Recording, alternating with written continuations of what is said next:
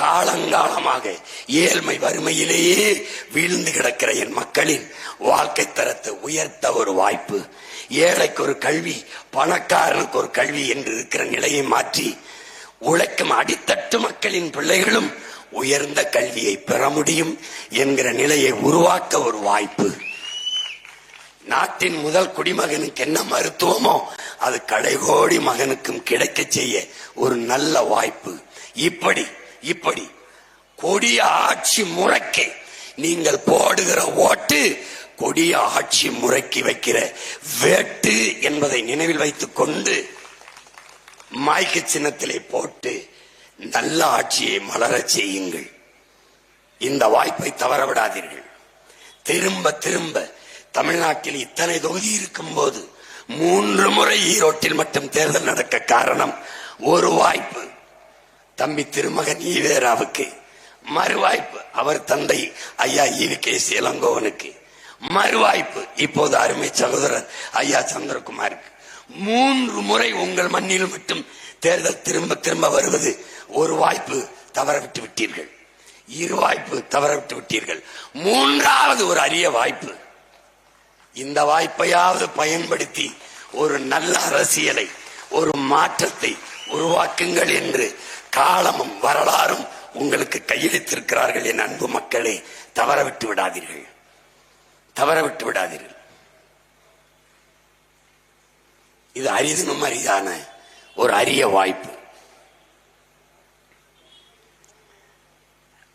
கடலில் ஒருவன் விழுந்து விடுகிறான், கடலில் ஒருவன் விழுந்து விடுகிறான், தத்தளிக்கிறான். அவன் என்ன செய்கிறான்? இறைவனிடத்திலே வேண்டுகிறான், இறைவா என்னை காப்பாற்று என்கிறான். முதல்ல என்ன செய்கிறான்? சிவனே என்னை காப்பாற்று என்கிறான். அவன் சிவன் வருவார் என்று காத்திருந்தான். ஒரு மீனவன் படகுல வந்தான். வாங்க, வண்டியில ஏறுங்க வாங்கன்னா, போ என்னை காப்பாற்ற சிவன் வருவான்னா. அவன் கெஞ்சினா, தயவு செய்து வாயா படகுலையோ, வாயா அப்படின்னு. போயா நீ போயா, சிவன் வருவான். போயிட்டான். மறுபடி இயேசுவே இறைமகன் இயேசுவே என்னை காப்பாற்ற வாங்கன்னு. அப்புறம் ஒருத்தன் தட தட தட தட தட தட தட ஒரு ஹெலிகாப்டர்ல வந்தான். அவன் கயிறை போட்டான், பிடிச்சுக்கிட்டு மேல வான்னா. அட போயா நீ ஐயா போயா, எனக்கு இயேசு வருவார்னு நின்றுகிட்டே இருந்தான். அவனை எவ்வளவு கெஞ்சி பார்த்துட்டு ஏனிய சுட்டிட்டு போயிட்டான். மறுபடியும் அல்லாஹ் என்னைய காப்பாத்துன்னா. ரொம்ப நேரம் கத்துறான்னு அவர் ஒரு கப்பல்ல ஒருத்தர் அனுப்பினார், சின்ன ஸ்டீம் போட்ல ஒருத்தர் அனுப்பி ஒருத்தர் வராரு. ஏ வாப்பா உட்காருப்பான். அப்பவும் வர மாட்டேங்கிறான். எனக்கு அல்லாஹ் வருவார், எனக்கு அல்லாஹ் வந்து என்னை காப்பாத்துவாருன்னு கத்திட்டு இருந்தான்.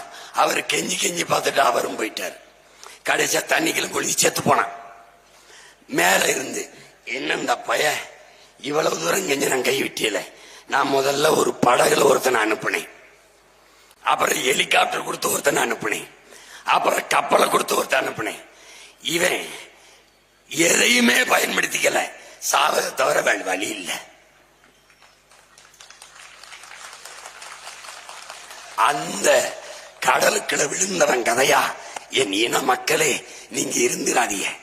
ஒவ்வொரு முறையும் உங்க பிள்ளைகள் நாங்க ஒவ்வொரு முறையும் படகுல வாரம் காரி துப்பி விரட்டிடுறிய, அப்புறம் ஹெலிகாப்டர்ல வாரம் ஏறி மிதிச்சு விரட்டிடுறிய, அப்புறம் கப்பல்ல வாரம் கல்லெடுத்து எறிஞ்சு விரட்டிடுறிய.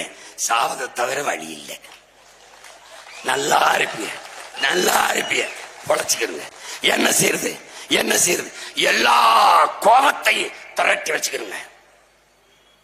ஹிட்லர் சொல்றான், அடக்க முடியாத ஆத்திரம் வருதா, வெறி வருதா, கோபம் வருதா, அவமானப்படுத்துறானா, அசிங்கப்படுத்துறானா, எல்லாவற்றையும் சேர்த்து வை. உனக்கு வாய்ப்பு வரும்போது கருவறுத்து விடு என்கிறான். வெறியா இருக்கா? கழிவு நீர் வழிந்து ஓட காவா வெட்டி தரல, இந்த காவாடி பயில பழி வாங்கணும் வச்சுக்க. மழை நீர் வழிந்து ஓட காவா வெட்டி தரல வச்சுக்க. விளைய வைக்கிற பொருளுக்கு உரிய விலையை தரல வச்சுக்க.